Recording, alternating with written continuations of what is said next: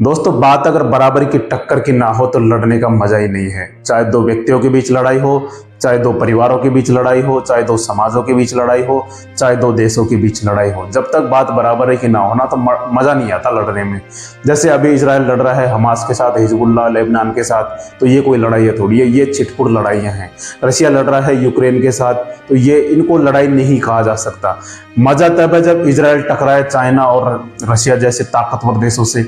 अब जैसे भारत की लड़ाई हो जाए, मान लो नेपाल से हो जाए या बांग्लादेश पाकिस्तान से हो जाए, तो ये कोई लड़ाई लड़ने का मजा थोड़ी है। भारत की टक्कर हो जैसे इंग्लैंड फ्रांस जैसे बड़े ताकतवर देशों से, चाइना जैसे देशों से, तब आएगा लड़ने का मजा। अब दोस्तों, बात अगर बराबरी की टक्कर की हो तो हमें याद आता है जब सेकेंड वर्ल्ड वार समाप्त हुआ तो दुनिया में दो महाशक्तियों का उदय हुआ और उनके बीच शुरुआत हुई वर्चस्व की लड़ाई की कि कौन ज्यादा ताकतवर है।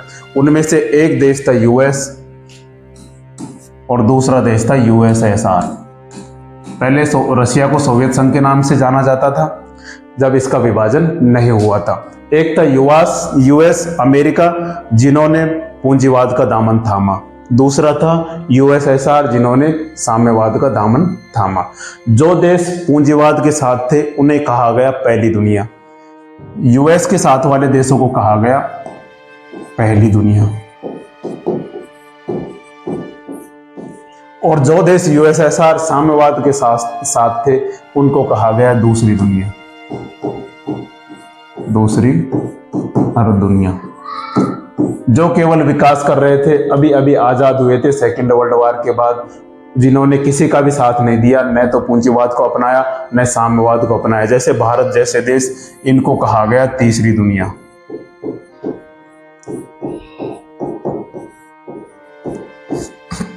अब दोस्तों, तीसरी दुनिया वालों का तो कोई मतलब नहीं था। अब वर्चस्व की लड़ाई होती है पहली दुनिया और दूसरी दुनिया वाले ताकतवर देशों के साथ। इनके बीच ऐसा शीत युद्ध चला अघोषित कि कभी भी लड़ाई हो जाए, जैसे अभी मिडिल ईस्ट में चल रहा है या और भी कई देशों में चल रहा है, तो ऐसी नौबत उस समय आई और शीत युद्ध प्रारंभ हुआ। हालांकि रशिया, यूएसएसआर और यूएस अमेरिका कभी भी आपस में इन्होंने आमने सामने नहीं टकराए, लेकिन इनके बीच जो भी आया वो पिसता चला गया। जैसे इन शीत युद्धों में कई देशों का सत्यानाश हुआ, जैसे श्रीलंका का हो गया, वियतनाम का हो गया, कोरिया प्रायद्वीप का हो गया, अफगानिस्तान का हो गया, कुछ ऐसा ही कई देशों के साथ हुआ और वो देश बर्बाद हो गए। अब दोस्तों, इसी समय जब दुनिया में वर्चस्व की लड़ाई चल रही थी तो उसी समय अमेरिका और उसके सहयोगी देशों ने एक संगठन स्टार्ट किया जिसे कहा गया NATO, North Atlantic Treaty Organisation, उत्तरी अटलांटिक संधि संगठन। इस संधि के तहत अमेरिका और यूरोप के कुछ देश इनके साथ जुड़े हुए थे। उनका एक ही मकसद था कि रशिया को, यूएसएसआर को कैसे काउंटर किया जाए। इसका, नाटो का एक ही मकसद था कि जैसे भी हमारे खिलाफ कोई भी युद्ध होगा तो इस नाटो में जितने देश सम्मिलित थे, पहले जैसे अभी 32 देश सम्मिलित है, तो वो सभी मिलकर रशिया को या किसी भी देश को जो हमारे खिलाफ लड़ाई लड़ेगा हम उनको मारेंगे, मतलब मिलकर मारेंगे। इनके साथ किसी के भी साथ कोई युद्ध होगा दूसरे देशों के साथ तो वो सभी मिलकर, नाटो के जो भी सदस्य हैं वो उनको मारेंगे जो भी इनके साथ लड़ाई लड़ेगा। अब दोस्तों, बात आती है 1991 की। 1991 की यह एक महत्वपूर्ण साल है। इसमें यूएसएसआर के 15 टुकड़े हो गए। जैसे यूएसएसआर अलग अलग यहाँ तक था उस समय, तो इसके अलग अलग टुकड़े हो गए। अलग अलग टुकड़े के होने के साथ साथ यूएसएसआर कमजोर पड़ गया और कमजोर पड़ने के साथ अमेरिका अब दुनिया में एक ही महाशक्ति हो गई। अब दोस्तों, वर्चस्व की लड़ाई खत्म हो गई तो नाटो जैसे संगठन की भी कोई उपयोगिता नहीं थी, तो इसको भी खत्म कर देना चाहिए था। रशिया के टुकड़े हो गए, रशिया कमजोर पड़ गया। कोई भी देश के टुकड़े होते हैं तो वह कमजोर पड़ ही जाता है। जैसे भारत के टुकड़े हुए पाकिस्तान और बांग्लादेश के रूप में, तो भारत काफी कमजोर पड़ गया उस समय। जैसे अगर एक साथ आज भी भारत और बांग्लादेश पाकिस्तान एक साथ होते तो आज भारत भी दुनिया की महाशक्ति होता। तो दोस्तों, नाटो जैसे संगठन की कोई उपयोगिता नहीं थी। नाटो को फिर भी बनाए रखा गया और इसका लगातार विस्तार किया गया। आखिर अब इनकी क्या जरूरत है, इसकी क्या जरूरत है? अब दोस्तों, साल आती है 2001। यूएसएसआर में एक व्यक्ति, यूएसएसआर तो खत्म हो गया, अब ये रह गया रशिया रह गया। तो रशिया में एक व्यक्ति यहाँ का प्रधानमंत्री, राष्ट्रपति बनता है, वो है पुतिन। पुतिन के मन में आज भी वही बैठा हुआ है, पूरा यूएसएसआर, अखंड यूएसएसआर। जैसे हमारे भारतवासियों के मन में आज भी अखंड भारत बैठा हुआ है, उसी तरह से पुतिन के मन में आज भी यूएसएसआर बैठा हुआ है। अभी दोस्तों पुतिन ने 1991 के बाद 2001 तक 10 सालों तक अपने देश को उभरते हुए फिर से देख रहा था। जब उनका प्रधानमंत्री और राष्ट्रपति पुतिन के बनने के बाद पुतिन ने फिर से वही कार्य स्टार्ट किया, अपने देश को ताकतवर बनाने का। अब इनको भी एक संगठन की जरूरत महसूस होने लगी थी नाटो के खिलाफ काउंटर करने के लिए। कहने को तो दोस्तों यह संगठन ब्रिक्स के नाम से जाना जाता है, लेकिन यह बिल्कुल नाटो के विरुद्ध खड़ा किया गया एक ऐसा संगठन है जो कभी भी नाटो को टक्कर दे सकता है। अब दोस्तों इसको कैसे स्टार्ट किया गया था? बात है सन 2001 की, जब एक बैंक है इन्वेस्ट बैंक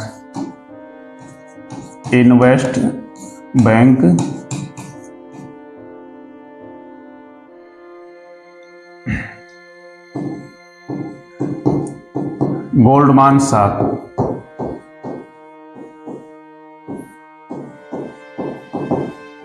इसके तत्कालीन अध्यक्ष थे जिम ओ'नील।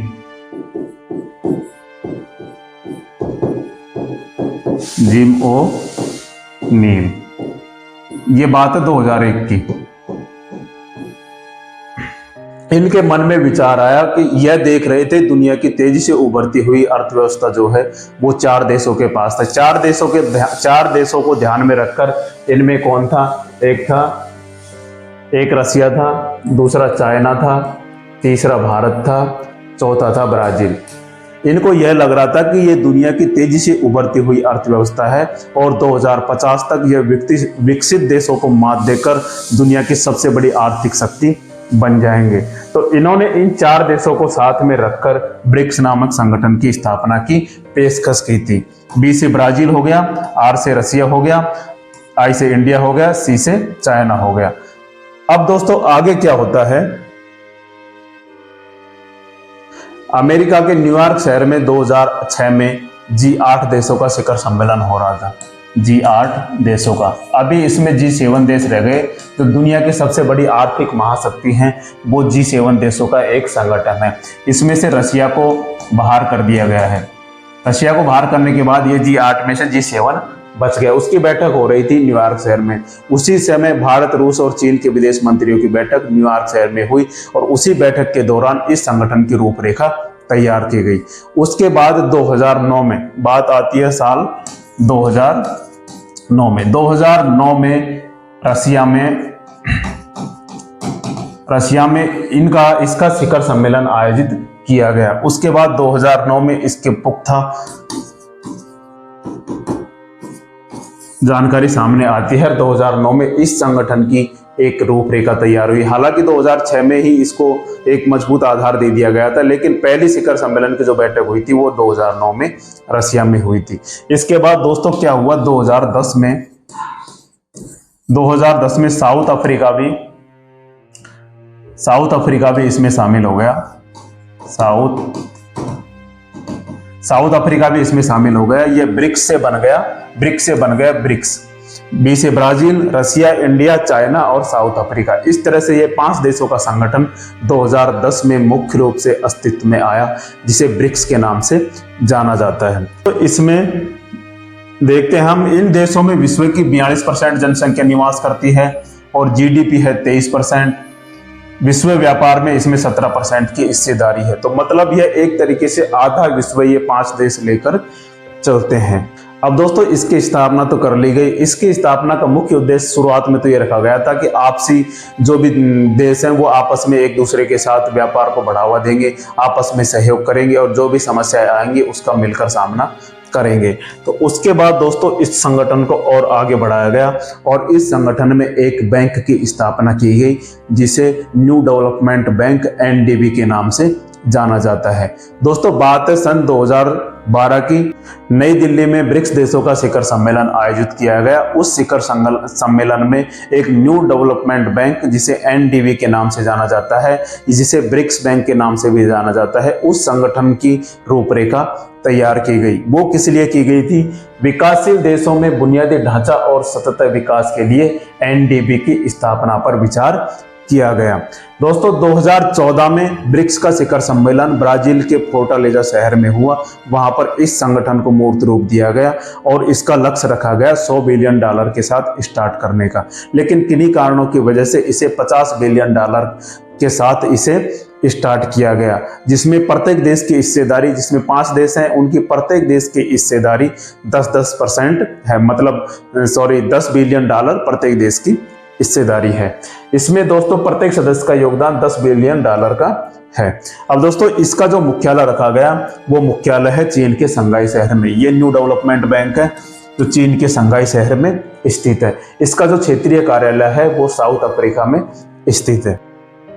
अब इसी बैंक में क्या हुआ दोस्तों, जैसे 5 देश हैं, जैसे भारत के साथ कोई आर्थिक संकट आ गया, या रशिया के साथ, चाइना के साथ, ब्राजील, साउथ अफ्रीका के साथ किसी भी देश में अगर आर्थिक संकट आता है तो उस संकट से निपटने के लिए एक बहुत महत्वपूर्ण गठन इसमें किया गया, जिसे फॉरेन एक्सचेंज रिजर्व पूल के नाम से जाना जाता है। इसमें दोस्तों क्या हुआ, जैसे किसी भी देश के ऊपर संकट आ गया तो बाकी के चारों देश मिलकर उस देश की सहायता करेंगे। इसमें यह ब्रिक्स बैंक के पास ही रहेगा या कोष या संगठन। इसमें चाइना की हिस्सेदारी 41% है और भारत, रशिया और ब्राजील की हिस्सेदारी 18% है और साउथ अफ्रीका की हिस्सेदारी इसमें 5% है, जिससे किसी भी देश में आर्थिक समस्या अगर उत्पन्न हो जाए तो उससे निपटने के लिए यह बहुत ही कारगर सिद्ध होने वाला है। इसका मुख्यालय शंघाई शहर में है, क्षेत्रीय कार्यालय दक्षिण अफ्रीका में है। अब दोस्तों आगे देखते हैं हम। बैंक के पहले अध्यक्ष केवी कामत थे। केवी कामत जो भारत का सबसे बड़ा प्राइवेट सेक्टर का बैंक है, आईसीआईसीआई बैंक, उसके यह अध्यक्ष थे। तो बैंक का जो पहला अध्यक्ष केवी कामत को बनाया गया था। इस बैंक ने 2014 में जैसे इसको मूर्त रूप दिया गया था, 2016 में इसने प्रॉपर तरीके से काम करना स्टार्ट कर दिया था। अब दोस्तों न्यू डेवलपमेंट बैंक की जरूरत क्या पड़ी दोस्तों, इस समय दुनिया में विश्व बैंक और आईएमएफ अंतर्राष्ट्रीय मुद्रा कोष का बोलबाला है, जिसमें जैसे किसी भी देश को जरूरत पड़ी तो वह कर्ज मांगने के लिए वहां पर जाता है, लेकिन उनको बहुत कम ही सहायता मिल पाती है विकासशील देशों को। जैसे भारत हो गया, अभी विकासशील अवस्था में है, भारत को खैर इतनी जरूरत नहीं है। पाकिस्तान हो गया, बांग्लादेश, श्रीलंका जैसे बहुत सारे विकासशील अभी विकास कर रहे हैं, उनके लिए यह इनका बोलबाला था विश्व बैंक और आईएमएफ का, जिससे यह कर्ज देता था लेकिन बहुत कम मात्रा में देता था। इसमें क्या है, विकसित देशों का बोलबाला है, अमेरिका और यूरोपीय कंट्रियों का, जिसकी वजह से यह अपनी मनमानी करने लगे थे। जिससे क्या हुआ दोस्तों, एक न्यू डेवलपमेंट बैंक एनडीबी के खुलने से विकासशील देशों के लिए एक अलग से ऑप्शन तैयार हो गया। और सबसे जरूरी तो यह है कि विश्व बैंक और आईएमएफ की जो ताकत है उसको खत्म करना इस बैंक का मुख्य उद्देश्य ये है। अब दोस्तों देखते हैं कि ब्रिक्स की जो अचीवमेंट्स हैं उसमें क्या क्या है। ब्रिक्स की जो अचीवमेंट है उनमें सबसे बड़ी अचीवमेंट तो ये है कि बहुत कम समय में ही यह बैंक स्थापित कर लिया गया। ब्रिक्स देशों द्वारा संगठन बनने के बाद इतने कम समय में ही अपनी समूह का अलग बैंक स्थापित कर लेना सबसे बड़ी उपलब्धि मानी जाती है। दूसरा, विकासशील देशों को स्थानीय मुद्रा में कर्ज देना। जैसे दोस्तों हम विश्व बैंक से कर्ज लेते हैं या आईएमएफ से कर्ज लेते हैं तो वो क्या करते हैं, डॉलर में ही कर्ज देते हैं, जिसकी वजह से डॉलर काफी ताकतवर होता जा रहा है और हमारी मुद्राएं कमजोर होती जा रही है।